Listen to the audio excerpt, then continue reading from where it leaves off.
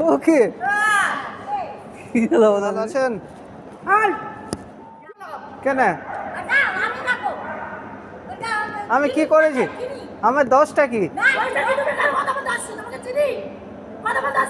তো মানুষ মানুষকে কথা বলবে না আমি ট্রেনে চড়বো তো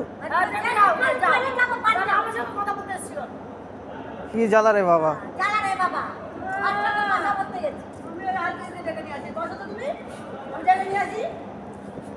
আরপিএফ ধরলি যাবো আমাকে আমি কি অন্যায় করেছি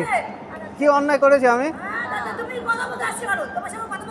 আমি বলছি ভালো আছেন মাসি তাই বলছি পোষা ফিরতে গেছিলাম হ্যাঁ গো ওকে